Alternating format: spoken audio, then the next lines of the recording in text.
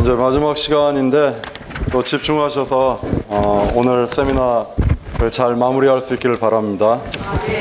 첫 번째 시간에 저희가 첫 열매를 다뤘죠. 그래서 첫 열매는 가장 먼저 성수한 14만 4천 명을 말한다 했는데, 이것이 우리 자신이 잘 성장해서 내가 빨리 첫 열매가 돼서 휴거되어야겠다, 그런 방면도 있지만 더 큰 필요는 하나님께서 만족하시고 누릴 수 있는 첫 열매가 산출되어야 한다는 것입니다. 그래서 우리가 이런 말씀을 들을 때 한 몇 주 전에 한 형제님께서 교통하실 때 주님이 다가오시는 것이, 오실 것이 생각보다 더 빠를 가능성이 있다 했죠. 한 3주 전인가 형제님 강의하셨는데, 이런 말씀을 들을 때 한편으로는 우리가 깨어나고 예비할 수 있기를 원하고, 또 한편으로는 우리 하나님께서 만족을 얻으시도록 이런 말씀을 들은 우리를 첫 열매로 얻어주시기를 원합니다. 이러한 갈망이 우리 가운데 더 산출될 수 있기를 바랍니다. 두 번째 시간에는 뭐였습니까? 영원한 복음을 우리 형제님이 다루셨는데, 우리가 이 시대에 이러한 은혜의 복음을 들을 수 있게 하신 하나님께 찬양을 드립니다. 우리는 은혜의 복음을 듣고 죄의 사함을 받고 하나님의 신성한 생명을 받고 이 생명을 함께 누리고 있습니다. 그런데 지금 이 생명을, 은혜의 복음을 받지 못하고 혹은 소홀히 여기고 그리스도와 상관이 없이 살다가 대환난이 닥쳤을 때 남아있는 사람들이 있겠죠. 이방인들. 그런데 하나님은, 우리 하나님은 참 긍휼이 많으신 것 같아요. 우리 좁은 마음으로는 내가 그렇게 복음을 전하고 있는데 안 듣더니 혼 좀 나봐라, 뭐 그럴 수 있을 것 같지만, 우리 하나님은 얼마나 긍휼이 풍성한지, 그 과정에서도, 그 환난이 몰아치고 정신이 없는 상황에서도 여전히 천사들을 통해서 영원한 복음을 선포하신 우리 하나님을 찬양합니다. 그 내용은 뭐였습니까? 회개하고 예수님을 믿으라, 그런 차원이 아니라 하나님을 경배하고 적그리스도의 우상에 숭배하지 말고 하나님을 경외하라는 것입니다. 이것이 이제 두 번째 영원한 복음, 그리고 바빌론, 그 종교적인 바빌론, 로마 천주교를 아까 이야기했죠. 어쨌든 그리스도와 상관없는 종교 체계에 대해서 하나님이 심판하시는 것을 보았습니다. 그리고 방금 전 시간에서는 무엇을 보았습니까?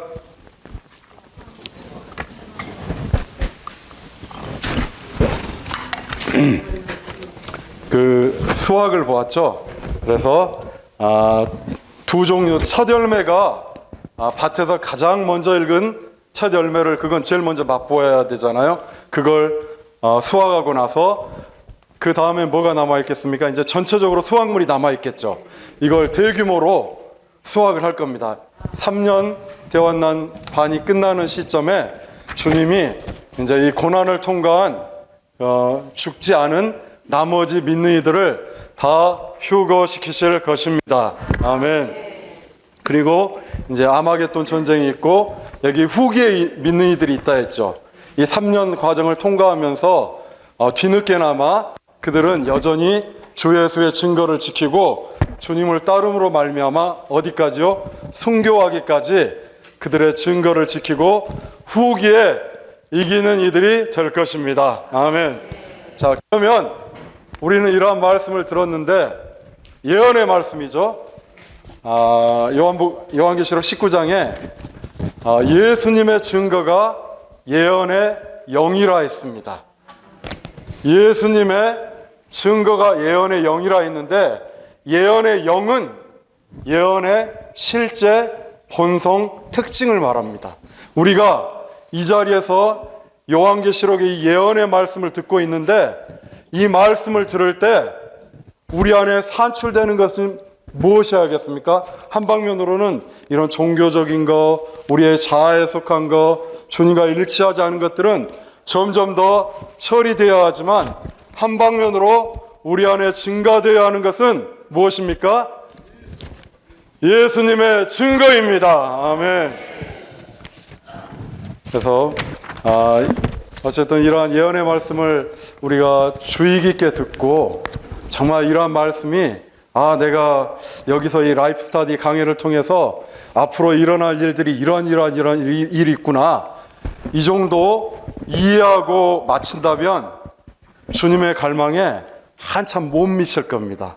그러나 이러한 말씀을 통해서 우리가 내적으로 전환이 되고 더 주님의 오심을 사모하게 되고 깨어나서 더 예비하게 되고, 그렇다면 예수의 증거를 더 갖게 되고, 그럴 때 우리 주님을 기쁘시게 할 수 있을 것입니다. 아까 형제님이 그 세 번째 시간에 고린도후서 5장의 말씀을 하셨잖아요. 저도 이 말씀을 상당히 제가 까먹다가도 한 번씩 떠오르는 말씀인데, 이런 말을 합니다.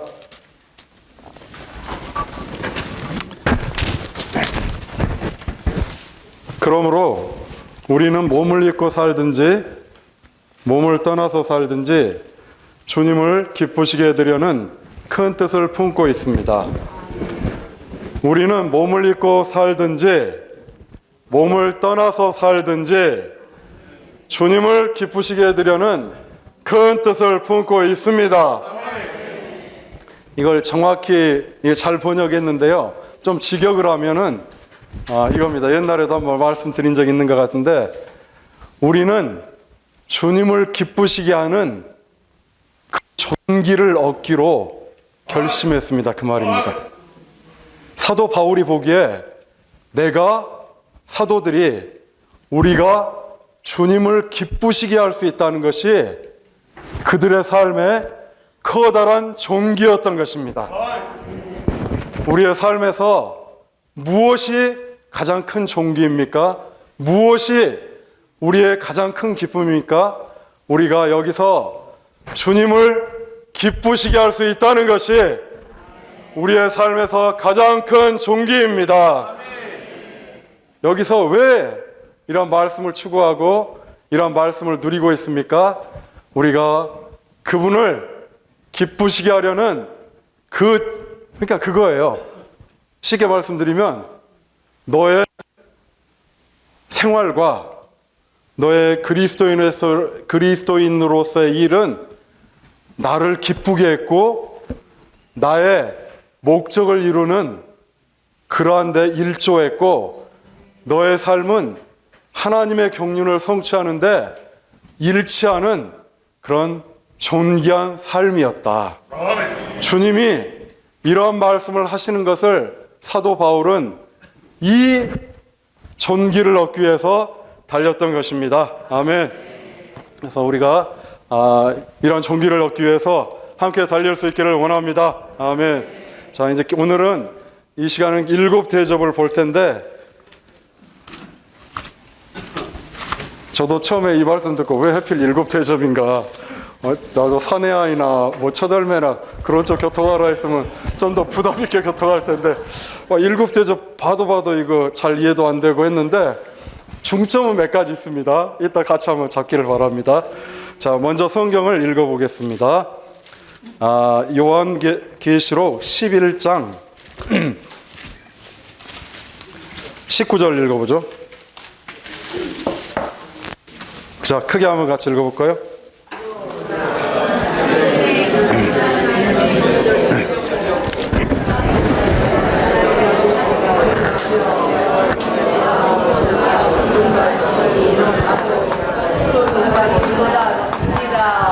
자, 7채 나팔 기억나시죠?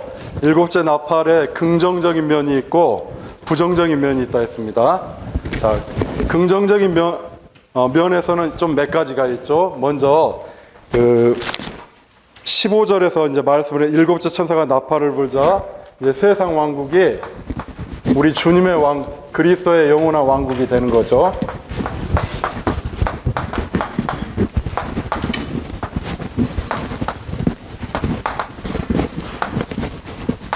그래서 이것은 일곱째 나팔이 불면서 영원 지속까지 이어지는 이런 긍정적인 항목이 있습니다. 할렐루야! 아멘. 세상 왕국이 우리 주님 그리스도의 왕국이 될 것입니다. 아멘. 우리 주님과 그리스도의 왕국이 됐죠. 그분이 왕으로서 영원히 다스릴 것입니다. 그리고 또 둘째는 이제 뭐 긍정적이거나 뭐 부정적이라기보다도 하나의 사실이죠. 죽은 사람들에 대한 이제 심판이 있겠죠. 영원한 생명에 들어갈지 아닐지에 대한 어떤 판결입니다. 세 번째는 보상이 있죠. 신원자들, 성도들, 그분의 이름을 경외하는 모든 사람들에 대한 그 보상이 있겠죠. 그리고 네 번째는 뭐였습니까? 이제 땅을 사단과 적그리스도와 그 거짓 선지자들, 땅을 파괴하는 사람들에 대한 멸망이 선포가 됐죠. 그리고 이제 부정적인 면에서 뭡니까? 일곱 대접이죠.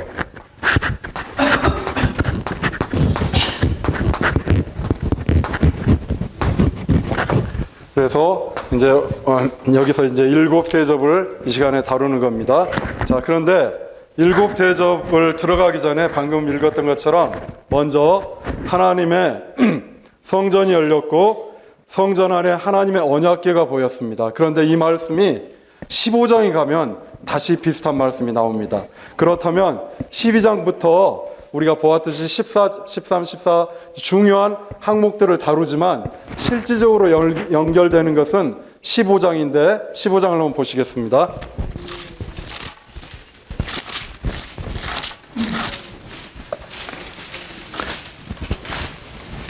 자, 15장 5절 한번 읽어보죠. 15장 5절입니다.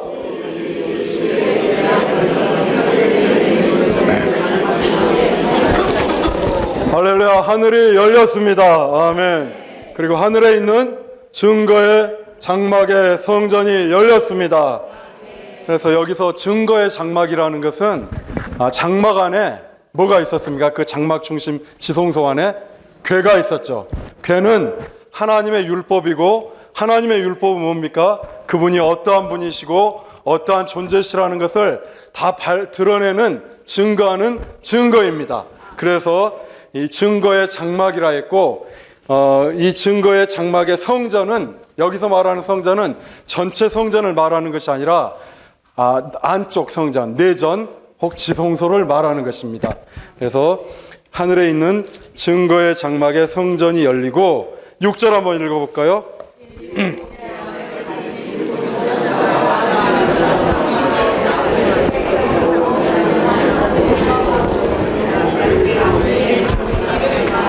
네, 이제 일곱 대접을 가진 천사가 나오고 있는데 그들은 어떤 심판관, 군복 그런 것이 아니라 어떤 옷을 입고 나왔습니까? 제사장, 깨끗하고 빛나는 세마포 옷을 입었는데 이것은 제사장의 의복입니다. 이 제사장의 의복과 관련해서 이들이 제사장 의복을 입었는데 어떤 영적인 의미가 있는지 이따 개요에서 또 보겠습니다. 7절 읽어보죠.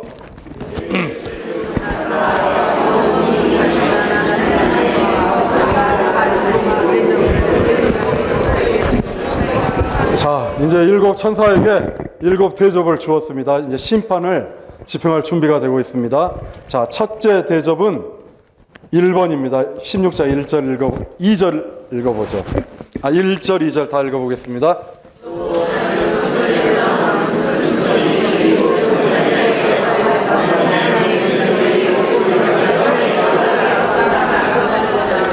이 절 첫째 천사가 가서 그의 대접을 땅에 쏟으니 짐승의 표를 가진 사람들과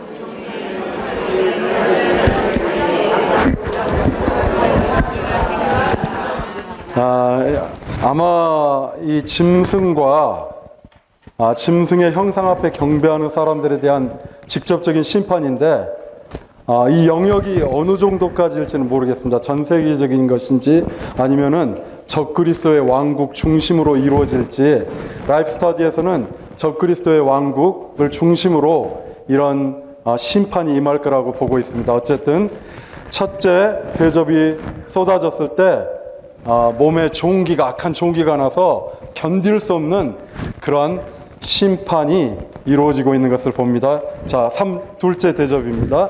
3번.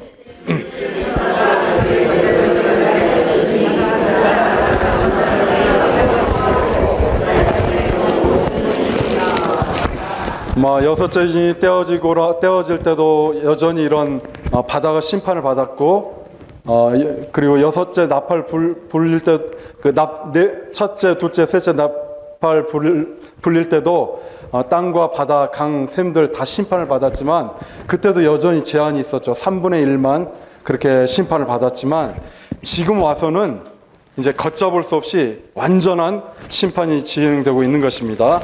자, 셋째 대접은 또 어떤 겁니까? 4절.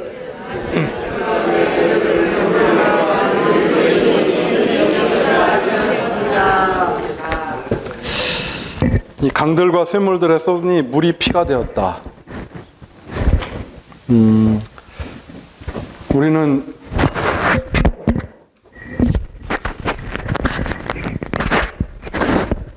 아멘. 어쨌든 너무나 끔찍한 상황일 거고, 우리는 여런데 이런 걸 보도록 남아있지 않기를 원합니다. 아멘. 다음에 8절 읽어보겠습니다. 넷째 대점.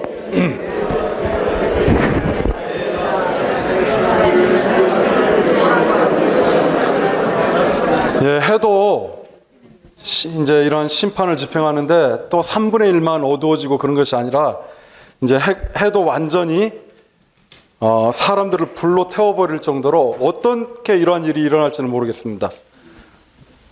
자연적으로 이렇게 될지 초자연적으로 될지는 모르겠지만 어쨌든 해가 사람들을 태우는 그런 끔찍한 장면입니다. 다음에 5번째 대접 10절 읽어보겠습니다.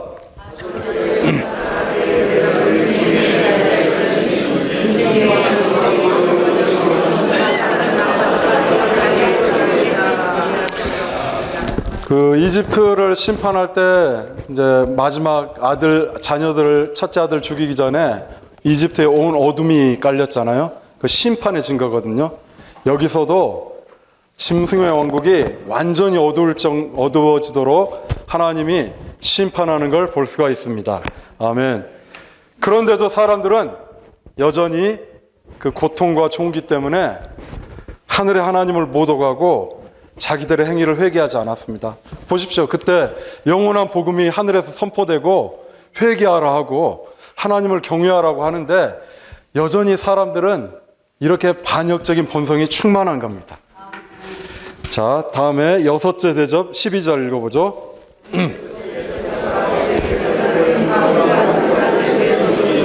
강물이 말라 해 뜨는 데에서 여섯째 나팔 불렀을 때도 그 강물이 마르고 2억의 기병대가 와서 심판을 하는 건데 연결된 겁니다.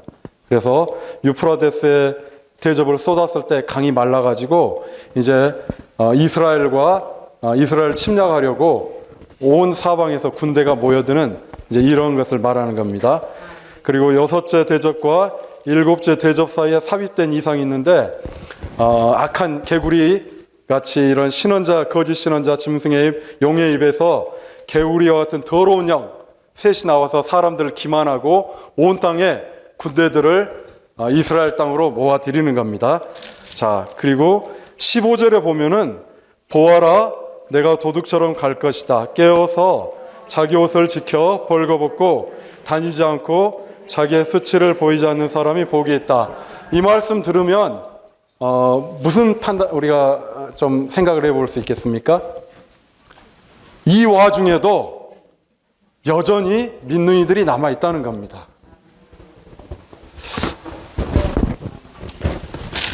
다음에 17절 한번 읽어보죠.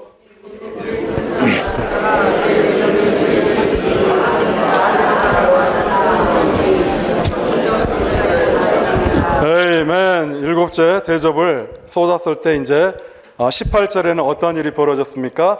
번개와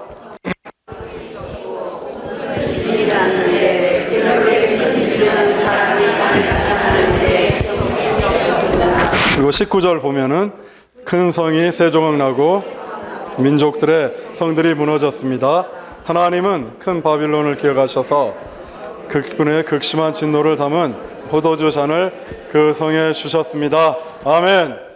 그래서 여기서 이제 그의 대접, 일곱째 천사가 대접을 공중에 쏟을 때 다 되었다, 다 되었다. 아멘.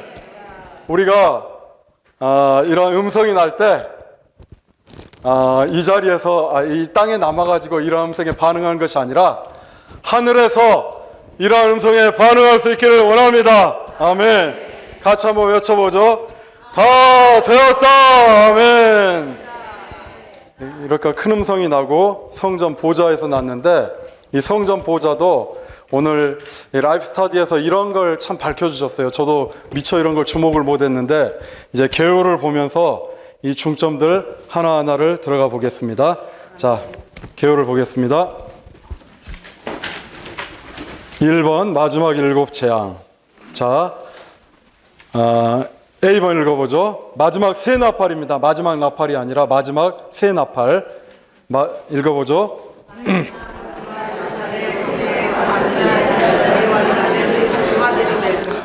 대환난 자체죠. 이 마지막 새 화가. 자, B번입니다. 첫째 화는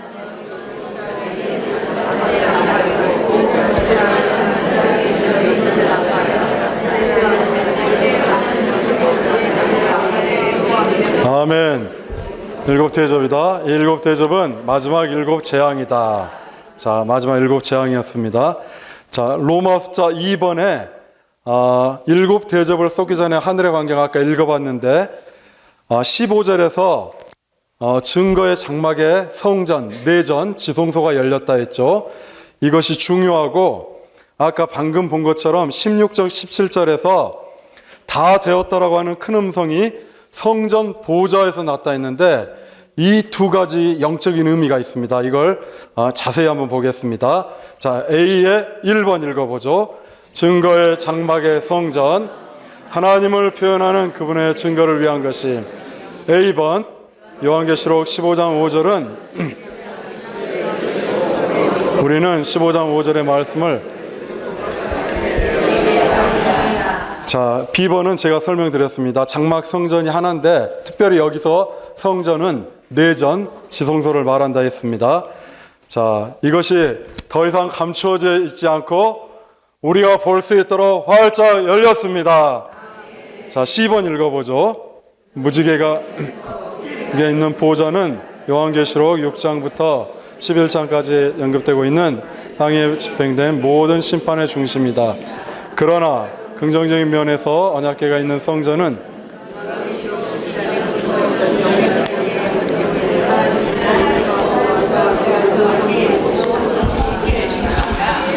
이걸 좀 아래 단락에서 더 보겠지만 4장부터 6장부터 11장까지는 이런 여섯인 일곱 가지 나팔, 그리고 이제 여기 이제 일곱 대접이 이제 도입이 됐죠.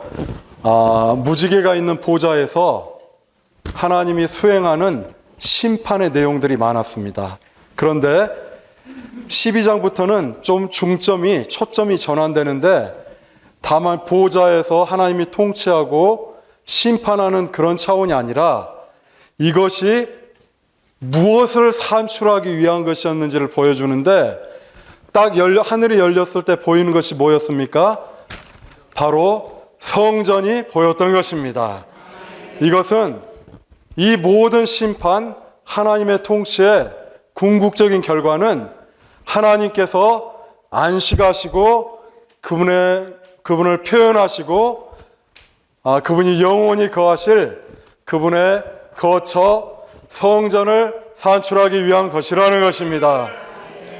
우리가 이 초점을 잘 잡기를 바랍니다. 저도 이걸 잘 몰랐어요. 근데 공부하면서 또 우리 이런 초점으로 이 말씀을 대해야 하구나 깨달았는데, 자, B번 이제 읽어보죠. 일곱 재앙을 가진 일곱 천사가 성전에서 나옴. 1번 일곱 천사는 군인이 아닌 제사장처럼 옷을 입고 있음. 이건 아까 제가 설명을 드렸습니다. 그리고 자, 10번 이건 읽어보겠습니다. 일곱 재앙을 가진 일곱 천사는 군인들처럼 차려입지 않고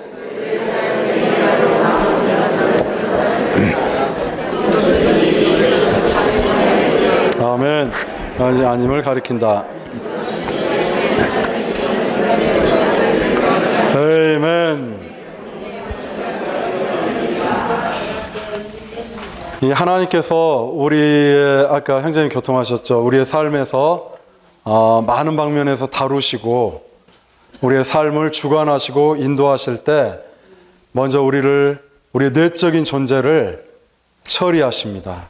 우리가 하나님의 통치에 더 굴복되게 하고 왜 그렇습니까? 그것은 우리 안에 그분 자신을 더 분배하심으로 말미암아 우리가 내적으로 변화되고 그분의 형상을 갖고 더 나아가서 단체적으로 연결되고 건축되어서 하나님이 우리를 통해 단체적으로 표현되기 위한 것입니다. 자, 보십시오. 이 심판이 다 끝나고 제일 마지막에 나타난 계시록 제일 마지막에 나타난 건 뭡니까? 그분의 거룩한 성 새 예루살렘이 나타나는 것입니다. 자, 그리고 2번 이게 또 중요한데 2번 읽어보죠. 성전 보좌에서 A번 성전은 하나님의 증거를 위한 것이고 보좌는 하나님의 심판을 위한 것이다. 성전 보좌에서 하나님의 심판이 하나님의 증거에서 나오며 증거를 위한 것임을 가리킨다. 아멘. 좀 이해가 되십니까? 성전 보좌에서 직역하면 성전에서 보좌로부터인데 해봉적 잘 이렇게 요약해서 번역했습니다. 성전 보좌에서인데 보좌와 성전이 결합되어 있고 이것은 하나님의 심판이 하나님의 증거에서 나온다는 겁니다. 왜? 단순히 우리가 좀 도덕적으로 잘못 살고 좀 하나님을 섬기는데 부족해서 하나님의 심판이 있을까요?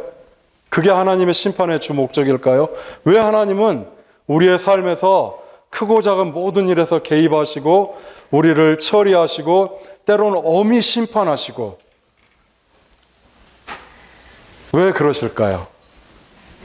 그분의 증거를 얻기 위해서입니다.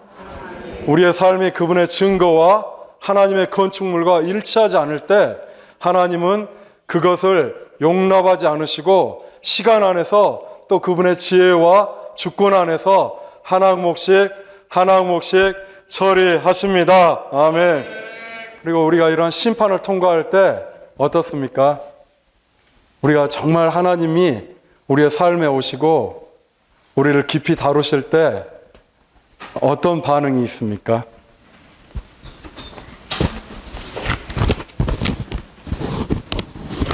어떤 각자의 반응이 있겠죠. 그런데 한 가지 우리 깊은 속의 반응은 이걸 겁니다. 하나님, 당신이 옳습니다. 당신의 심판은 의롭고 정의롭습니다. 저는 이렇게 부정하고 더럽고 주님의 증거에 합당하지 않은 많은 삶을 살고 이랬지만 주님께서 잊지 않으시고 긍휼로 찾아오심을 감사합니다. 주님이 심판이 옳고 당신의 뜻대로 다 이루어지기를 원합니다. 주님이 얻으시는 증거를 제 안에서 성도들의 삶에서 더 깊이 얻으시기를 원합니다. 이것이 우리의 깊은 속의 반응일 겁니다. 자, B번 읽어보죠. 하나님의 심판이 하나님의 증거에서 나오며 B번 대환난의 끝을 표시하는 마지막 대점이 쏟아지자 부정적인 모든 것은 깨끗이 청소될 것이고 그의 신부가 나타날 것이다. C번입니다. 할렐루야. 영원토록 새 예루살렘에서 어린 양 안에 계실 것이다. 그분은 성전 보좌 위에 계신 하나님이실 것이며 영원토록 그분의 완전한 표현과 함께 가지실 것이다. 오늘날 모든 것은 새 예루살렘의 그림을 생각하면 너무 격려가 됩니다. 할렐루야. 새 예루살렘이 우리가 되어가고 있습니다. 새 예루살렘의 중심에 무엇이 있습니까? 하나님의 보좌가 있고 하나님과 어린 양의 보좌가 있고 거기에서 무엇이 흘러나옵니까? 생명수의 강이 흘러나옵니다. 우리의 삶에 주님의 보좌가 더 세워질수록 우리가 더 주님의 통치 아래 들어갈수록 우리 안에 생명수가 더 흐르는 것입니다. 생명수가 흐를 뿐만 아니라 강좌우에 무엇이 자랍니까? 생명나무가 자라고 있습니다. 그리고 그 성은 벽옥과 같이 투명한 성이어서 우리 하나님의 모양이 벽옥인데 성벽이 성 자체가 벽옥이라는 겁니다. 이건 뭘 말합니까? 우리를 통해서 하나님이 투명하게 나타난다는 것입니다. 더 이상 자아의 표현이 없고 더 이상 자아의 모양이 없고 거기서 하나님만이 충만히 나타납니다. 그런데 지금 현재 우리의 모습을 생각하면 어떻습니까? 완전히 이거 자아가 순간순간 자주 나타나고 순간순간 자기 기질이 나타나고 저희 애들 엄마가 거기 식사 당번 때문에 오늘 온 것 같은데 끝났으면 집에 할 일 많은데 빨리 가지 왜 여기 앉아. 제가 참 말하기가 부담스러워. 저의 집안에서의 생활을 제일 잘 알겠죠. 그러니까 근데 전 소망이 있어요. 전 소망이 있고 우리는 성전이 열렸을 때 뭐가 보였습니까? 언약궤가 보였습니다. 언약궤는 뭡니까? 우리 하나님은 신실한 분이시라는 겁니다. 우리는 이렇게 신실하지 못하고 미쁘지 못하지만 우리 하나님은 우리를 부르신 분은 신실하시니 그분이 이 모든 걸 이루실 것입니다. 우리가 스스로의 힘으로 새 예루살렘이 되고 있습니까? 제가 좀 분발해서 아이고 이제 좀 열심히 추구해 당연히 그래야죠. 그렇지만 그게 아니라 전적으로 주님의 긍휼과 은혜로 그분은 끊임없이 그분 자신을 분배하는데 신실한 분이십니다. 실패하면 뭐합니까? 어떻습니까? 나는 이런 사람입니다. 실패하는 사람. 다시 돌이켜서 주님 맞습니다.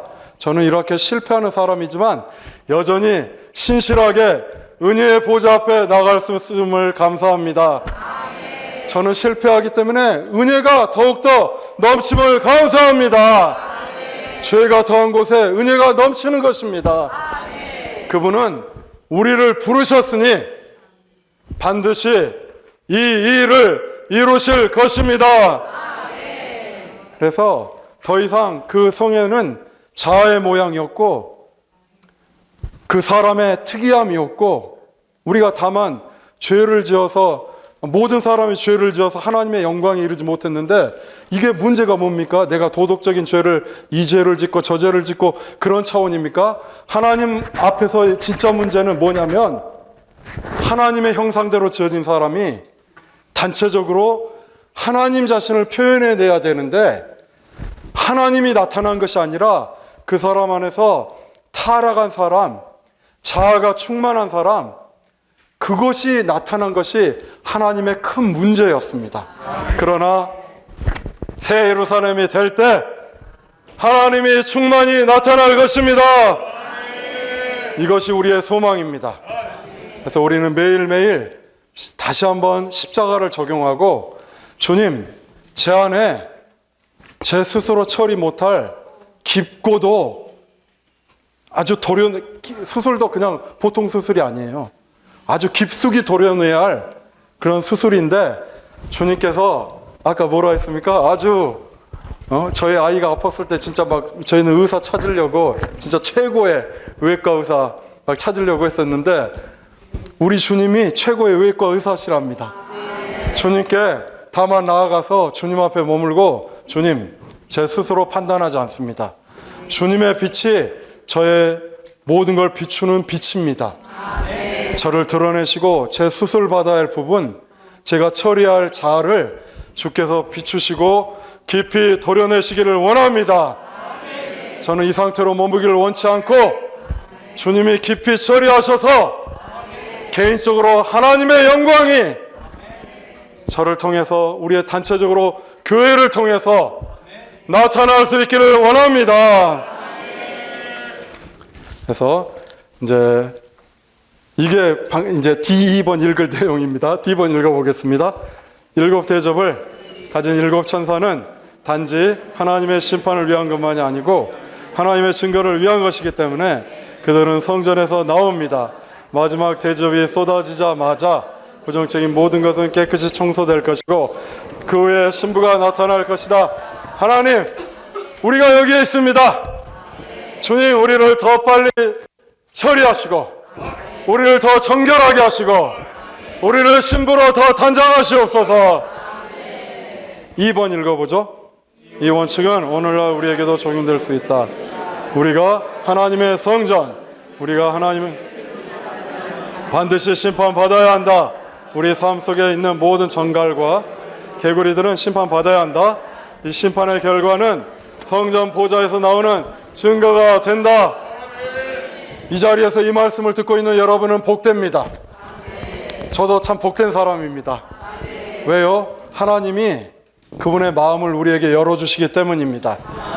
어디서 하나님이 그분의 마음속을 깊이 여셔서 나는 이 건축물, 나를 충만히 표현하는, 내가 거기에서 안식할 수 있는 이 건축물을 얻기를 원한다.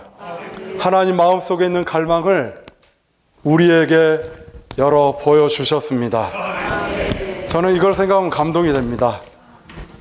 저는 저희 회복에 와서 좀 헷갈렸습니다. 처음에. 아니, 나는 이렇게 실패하고 헤매다가 왔는데 제가 보기에 진짜 기라성 같은 뛰어난 형제님들 많았거든요. 근데 주님이 잘못 선택하셨나, 좀 착각하셨나, 지금도 그럽니다. 지금도 샤워하다가 주여, 뭘 좀 착각하셨습니까? 어쩌다가 제가 이러한 말씀을 듣고 이러한 말씀이 제 마음을 감동시킵니까? 왜 하나님은 그 마음속 깊은 곳을 열으셔서 그분의 마음속에 있는 그것을, 아까 제가 예언의 영이라 했죠? 예언의 실제, 본성, 특징, 예수님의 증거인데 그 증거를 얻기를 원하신 갈망을 왜 나에게, 또 우리 같이 생활하는 지체들 보면 때로는 참 특이한 사람도 많고 재밌는 분도 많고 하는데, 그런데 왜 하나님이 이들을 이렇게 존귀하게 여기셔서 그분의 마음속 깊은 곳을 여셔서 이렇게 보여주셨을까 생각하면 저의 어떠한 상태에 관계없이 감동하고 주님께 감사를 드립니다. 우리에게 이러한 말씀을, 예언을 밝혀주신 주님을 찬양합니다. 자, 그래서 이제 나머지는 쭉 일곱 대접이 아까 이제 읽은 내용입니다. 제게 한 7, 8분 남았는데 이제 조금 마음속에 있는 몇 가지를 말씀드리겠습니다. 아마 지금까지 하면서 많이 들으셨을 테고 앞으로도 계속 나올 겁니다.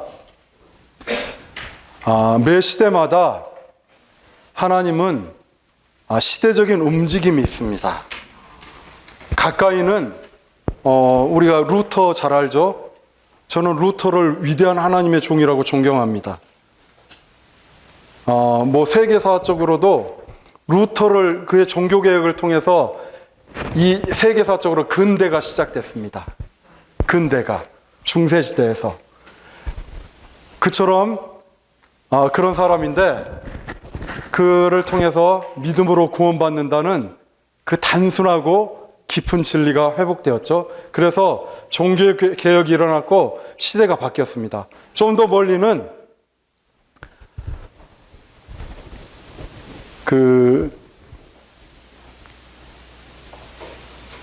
우리 주님이, 이제 우리는 주님의 두 번째 오심을 기다리고 있는데 우리 주님이 다시 오실 때도 예비한 사람들이 있었습니다.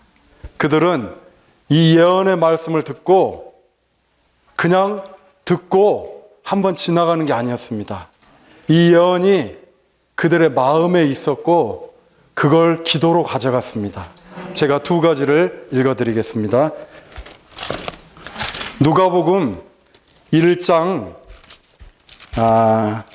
2장이죠. 시므온이 있습니다. 잘 아시는 사람이죠. 자, 예수님을 이제 갓난아기 예수님을 데리고 성전에 들어갔을 때 시므온이 보고 이렇게 말합니다. 시므온이 그 영의 인도로, 그는 계속해서 그 영을 접촉한 사람이었습니다. 그리고 주님, 뭔가 강구했던 사람이죠. 주님의 그 영의 인도로 성전에 들어가자 마침 부모가 아기에 대한 율법의 관례를 지키려고 아기 예수님을 데리고 들어왔다. 시므온은 아기를 두 팔로 받아 안고 하나님을 찬송하였습니다. 그리고 이렇게 말했습니다. 주제자시여, 주님의 말씀대로 이제는 주님의 노예를 평안히 놓아주십니다. 그는 주님의 말씀을 받았고 그 말씀을 갖고 끊임없이 주님께 나아가고 그 부담 때문에 아마 많이 무릎 꿇고 기도했을 겁니다. 그 부담의 말씀은 뭐였습니까? 이제 말하잖아요. 이제 그 아기를 보고 이제 이 노예를 평안히 놓아주십니다. 왜? 부담이 내려졌어요. 예수님께서 오셨기 때문입니다. 지금 시므온이 사실 얼마나 비중 있는 사람이었습니까? 한 번 나오고 말잖아요. 우리가 이 시대에 막 아주 영웅 같은 그런 사람들은 아니죠. 다 작은 분량이 있는 한 달란트 가진 사람들이지만 만약에 우리가 이 예언의 말씀을 이렇게 깊이 받아들인다면 오늘날의 시므온이 돼서 주님, 우리는 주님이 두 번째 오심을 보기까지 이 예언의 말씀을 가지고 계속 나아가서 기도하고 주님이 다시 오실 때, 정말 오실 때, 만날 때 이제 이 노예를 평안히 놓아주십니다. 그렇게 주님을 만나서 말할 수 있기를 원합니다. 또 한 가지 누가복음에 있는데 참 안나가 자매님인 것이 부럽기도 하고 참 자매님들한테 복됩니다. 안나 자매님. 자, 1장인가요? 2장인가요? 네? 2장인가요? 2장 몇 절이에요? 아, 예, 여기 뒤에 있네요. 자, 안나라는 36절 보면 안나라는 여신원자가 있었는데 나이가 매우 많았다. 그녀는 결혼하여 7년 동안 남편과 함께 살았으나 그 후 과부가 되어 84세가 되기까지 성전을 떠나지 않고 밤낮으로 금식하고 간구하며 하나님을 섬겼다. 제가 겨울에 보다가 감동을 받았는데 안나라는 사람이 과부고 많은 사회적으로 제약이 있는 사람이고 할 수도 없잖아요. 당시 고대 나이도 많고. 그런데 그는 어떻게 했습니까? 84년인지도 모르지만 어쨌든 수십 년 동안 성전을 떠나지 않고 밤낮으로 금식하고 간구하며 하나님을 섬겼습니다. 이 시대에 이러한 예언의 말씀이 우리 마음 안에서 더 운행해서 우리를 비추는 등불과 같이 우리 안에서 솟아오르는 말씀이 되기를 원합니다. 이 말씀이 우리를 지배해서 안나처럼 기도하고 뭘 기도했겠습니까? 성전에서 밤낮 금식하고 뭘 기도했겠습니까? 저는 시므온과 동일했다고 생각합니다. 주님, 다시 오셔서 이 시대, 율법 시대를 끝나고 메시아의 시대, 새로운 시대를 가져오십시오. 그런 것처럼 이 시대, 우리의 기도는 주님, 어서 이 시대를 끝내고 주님이 통치하시는 왕국 시대를 가져오십시오. 이게 우리의 기도와 간구가 되기를 원합니다. 아멘.